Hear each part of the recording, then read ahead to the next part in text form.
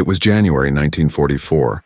The frozen airfields of England were silent under a gray sky, engines sleeping beneath sheets of frost, and the men of the 8th Air Force waited for orders they didn't yet understand. For months they had watched entire bomber formations vanish into the clouds over Germany, only to never return. The promise of daylight precision bombing, the great American dream of winning the war through science and courage, was bleeding to death one raid at a time. The Luftwaffe still ruled the skies of Europe. That winter, a man named James Jimmy Doolittle arrived, short, sharp-eyed, and calm as a blade. Most knew him as the man who had once bombed Tokyo with twin-engine B-25s from the deck of the USS Hornet, a mission so suicidal it was called madness. But Doolittle had not come to lead a single raid this time. He had come to change the war itself. When he walked into his first briefing as the new commander of the 8th Air Force, the room fell silent. The air was heavy with the smell of coffee, oil, and fear. On the wall, a map of Germany was dotted with red pins, each marking a city burned by bombs and missions that had cost hundreds of lives. He studied it for a long moment, then turned to the officers waiting for him. "The Luftwaffe," he said, "isn't dying fast enough. We're going to change that." The men didn't know it yet, but Doolittle's plan was about to tear apart everything they had been trained to believe. For a year, the doctrine had been clear. The bombers were the sword and the fighters were their shield. The escorting P-47 Thunderbolts and P-38 Lightnings had orders to stay tight with the bombers, never leave them, never chase. The job was to protect. Doolittle intended to throw that rulebook in the trash. He gathered his fighter group commanders, men like Don Blakeslee, Hub Zemke, and Don Gentile, restless aces who had been itching for freedom. Doolittle leaned forward across the map and gave the order that would change aerial warfare forever. "From now on," he said, "your job isn't to guard the bombers. Your job is to destroy the Luftwaffe. Go out there, find them, and kill them, wherever they take off, wherever they land, whatever they fly." The room went still. For a second, no one spoke. Then Blakeslee grinned. "About damn time," he muttered. It sounded insane, even reckless. The bomber crews called it murder. But Doolittle's instincts were sharper than anyone's in that room. He knew that if the Luftwaffe could be drawn into a fight, a massive, sustained battle over Germany itself, the Americans could finally break it. The key lay not just in tactics but in technology, and that technology had finally arrived. The P-51 Mustang. The Mustang was sleek, fast, and beautiful, an aircraft born of necessity and refined by genius. With its Rolls-Royce Merlin engine, it could climb higher, fly farther, and fight longer than anything before it. For the first time, American fighters could escort bombers all the way to Berlin and back. But now, under Doolittle's new orders, they wouldn't be escorting. They'd be hunting. In the first weeks of January 1944, as snow drifted across the runways at Thorpe Abbotts and Leiston, the new Mustangs lined up like silver spears in the dawn light. Pilots checked their oxygen masks, adjusted their gloves, and ran their hands over the cold metal of their guns.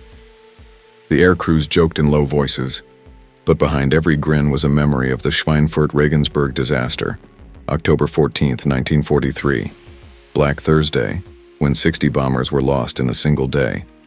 Many of them had friends who'd never made it home. When the first missions began, the skies erupted in chaos. The bomber formations flew east toward Brunswick and Leipzig, and the Luftwaffe rose to meet them in force. Dozens of FW-190s and Me-109s streaked in from the sun, cannon shells ripping through aluminum and flesh. But this time something was different. The German pilots looked around for the usual tight ring of American fighters, and saw none. Then, out of nowhere, the P-51s came diving down from high altitude, guns blazing. The radio channels filled with screams and curses. German formations scattered, trying to climb or dive away. But the Mustangs were faster. The sky over northern Germany turned into a swirling storm of tracer fire and black smoke. Chuck Yeager, a young West Virginian pilot barely out of his teens, scored his first kills that day. Don Gentile dove through a formation of Me-109s, his guns blazing, sending two spinning into the clouds. Blakeslee himself led his men like a wolf pack, no longer chained to the bombers but unleashed. It wasn't just a fight anymore. It was a hunt. Doolittle's new orders spread through the force like wildfire. Every pilot now had permission, even encouragement, to roam. If they saw an airfield, they could strafe it. If they spotted a train carrying aircraft parts, they could destroy it. And when the bombers turned for home, the fighters stayed, circling over German air bases waiting for the enemy to land. That's when they struck hardest, raking the runways and burning the Luftwaffe's last reserves before they even touched the ground. Within weeks, the Germans realized something terrible was happening. Their fighter units were bleeding out. The Jagdwaffe, once the pride of the Reich, was being shredded faster than they could replace pilots. The experienced aces, men who had survived since 1940, were being killed faster than new recruits could take off. The Americans called it Operation Argument. The Germans would remember it as Die Große Woche, Big Week. February 20th, 1944. Dawn. The mission boards lit up across England. Targets: Leipzig, Regensburg, Schweinfurt, Gotha. Aircraft production centers and the beating heart of the Luftwaffe. It would be the largest coordinated air assault of the war. Over 1,000 bombers, hundreds of fighters. Every available plane in the 8th and 15th Air Forces would fly. The hangars were alive with motion, mechanics shouting, engines roaring, oil fumes choking the air. Pilots climbed into their cockpits, faces pale in the cold light. Some joked, some prayed. Above the noise, the sound of B-17 engines thundered like distant drums. The first formations lifted into the morning sky, silver wings glinting through the clouds, bound for Germany's industrial heart. But the Luftwaffe was waiting. Radar screens across Western Europe lit up as German controllers scrambled everything they had. Hundreds of Me-109s and FW-190s, led by veterans like Adolf Galland and Egon Mayer. They climbed into the frigid air, knowing what was coming. The first engagements began over the Ruhr Valley. Bombers in tight boxes, flak exploding like black flowers all around. The fighters screamed overhead, diving straight into the enemy swarm. Mustang gunfire stitched across the sky, tearing through German formations. Blakeslee's group caught a squadron of 109s as they were forming up and annihilated them before they could even engage. Down below, smoke rose from cities and factories. Bombs fell in waves, each explosion shaking the earth. At 25,000 feet inside one of the B-17s, a gunner shouted over the intercom, "Fighters at 6 o'clock," and opened fire, tracers slicing through the cold air. The formation shuddered as flak burst beneath them, but the fighters were there, keeping the Luftwaffe too busy to strike. Day after day, for 6 relentless days, the raids continued. Every time the Germans took to the air, the Mustangs and Thunderbolts were there. Faster, higher, deadlier. Entire Luftwaffe groups were wiped out in single encounters. Airfields were strafed into ruins. Factories burned. Replacement pilots barely trained for 20 hours were thrown into combat and slaughtered. One German survivor later said, "We were not fighting for victory anymore. We were fighting for survival." By the end of Big Week, the Luftwaffe had lost nearly 600 aircraft, and far worse, hundreds of its most experienced pilots. The American losses were heavy too, but sustainable. For every bomber that fell, the Luftwaffe lost 10 fighters. The balance of power in the air had shifted. Forever. In March, Doolittle ordered another change. He instructed fighter groups to fly deep sweeps ahead of the bombers. Free hunts, they called them, to hit the enemy before he could even climb. It was psychological warfare. The Germans no longer knew when or where the enemy would appear. Sometimes they'd take off only to find the sky already crawling with Mustangs circling above their own airfields. In Berlin, Hermann Goering raged in disbelief. He once said, "When I see American bombers over Berlin, I will call myself Meyer." Now he was forced to listen as bombs fell on his capital almost daily. His once proud Luftwaffe was broken. The factories that built his fighters lay in ruins. His pilots were dead or captured. And the skies of Germany, once the fortress of the Reich, belonged to Doolittle. By April, Allied intelligence reported what Doolittle had hoped for. The Luftwaffe had effectively ceased to exist as an offensive force. The bombers now flew with near impunity. Airfields, rail lines, bridges, refineries, and all were fair game. The tide had turned not in months, but in weeks. On the ground, the German army began to feel the shift. Every daylight movement was watched, every convoy attacked from above. Tanks burned before they could reach the front. By the time the Allies landed on D-Day, June 6, 1944, the Luftwaffe could barely muster a few dozen fighters to oppose them. Jimmy Doolittle's reckless decision had done the impossible. He hadn't just protected the bombers, he'd changed the very nature of air warfare. The hunter had become the hunted, and in the skies over Europe, freedom had found its wings. As spring turned to summer, the young pilots of the 8th Air Force returned home, some heroes, others ghosts. Their names would be remembered: Yeager, Gentile, Blakeslee, Zemke, the men who flew into hell and came back grinning, because they knew they had done the impossible. And somewhere in his office, Doolittle looked at the map of Europe one more time, the red pins replaced by ashes, and allowed himself the faintest smile. He had not been reckless. He had been right. The spring of 1944 came to Europe like a slow awakening after a long nightmare. The snow melted from the English fields, and the air bases of the 8th Air Force began to hum again with life. The men were thinner, older in the eyes, but their spirits burned bright. They had survived the winter, the slaughter, and the great gamble that had broken the Luftwaffe's back. But the war wasn't over. Not yet. The next phase would demand even more. From his headquarters in High Wycombe, Major General Jimmy Doolittle studied the latest reconnaissance photos spread across his desk. Black and white images of factories, airfields, rail yards, every line of vein in the dying body of the Third Reich. Around him, the chatter of typewriters and the murmur of officers filled the room, but he hardly heard them.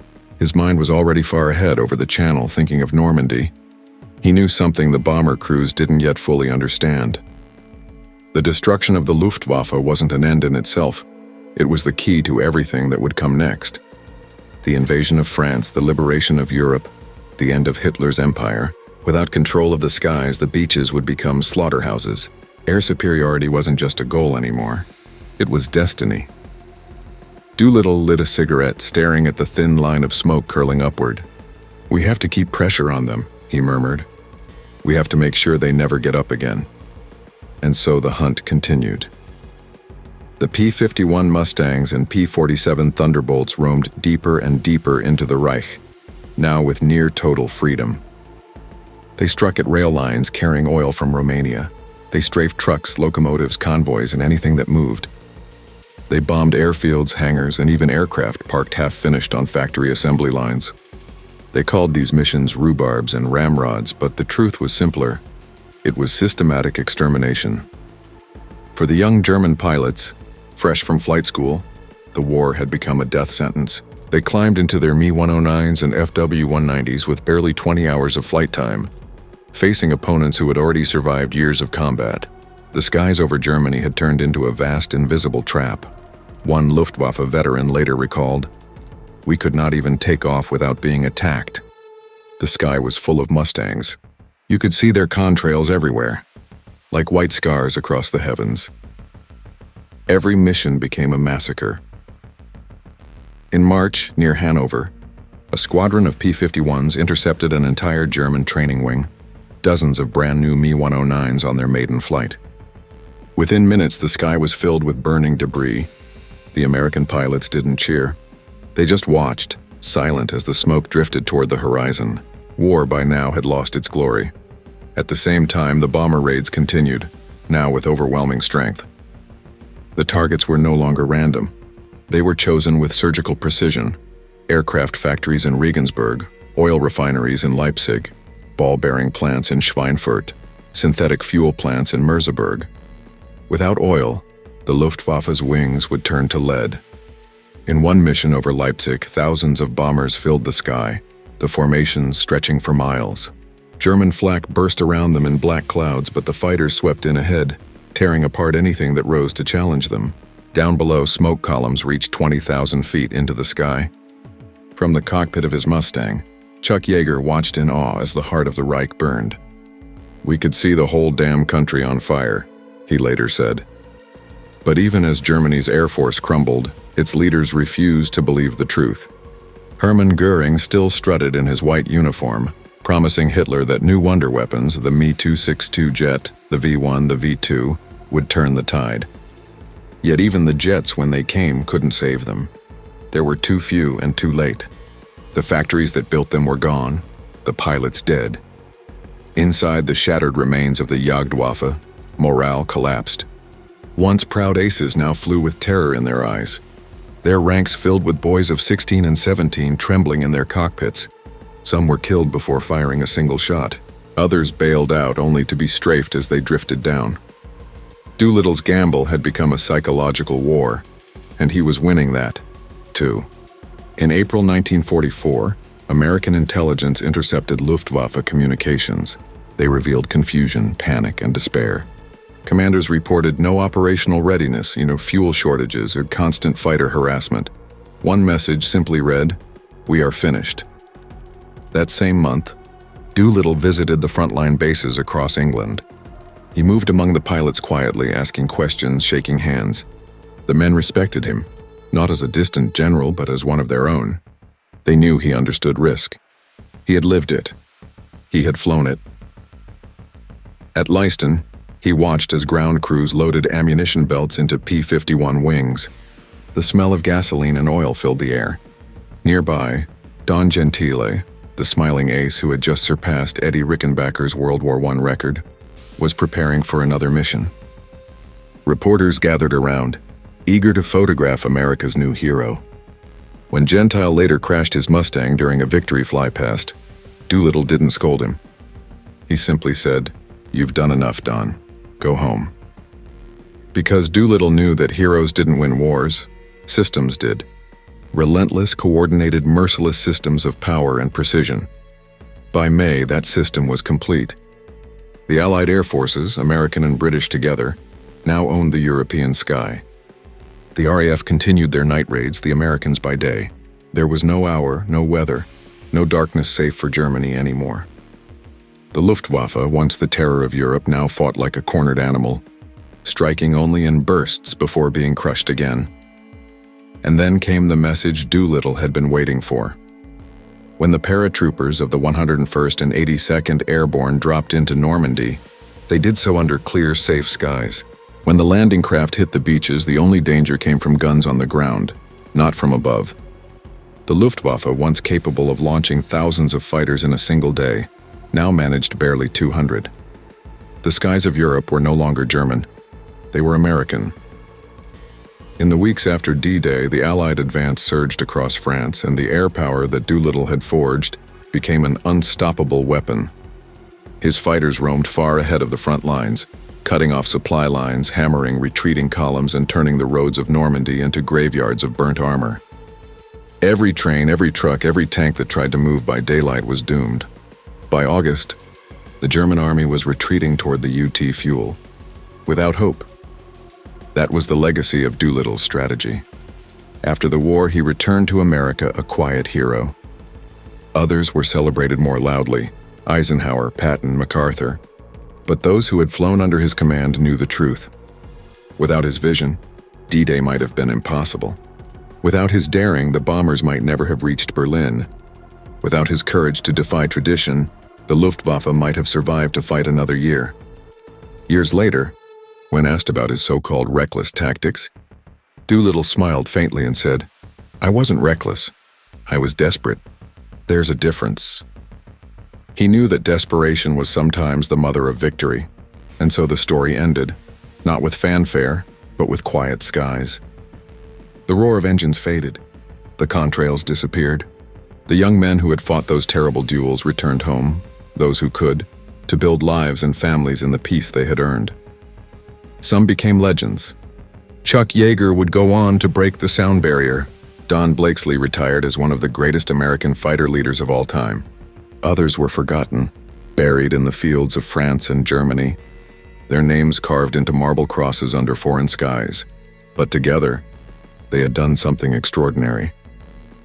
In just a few weeks in early 1944, they had dismantled one of the most powerful air forces in history, not through luck or numbers, but through boldness, innovation, and a willingness to defy the impossible. And somewhere, in the quiet after victory, a single truth echoed across the empty sky. The Luftwaffe had not been destroyed by bombs. It had been destroyed by a change in the way men thought about war. Jimmy Doolittle's madness had been genius. His recklessness had been the turning point of history.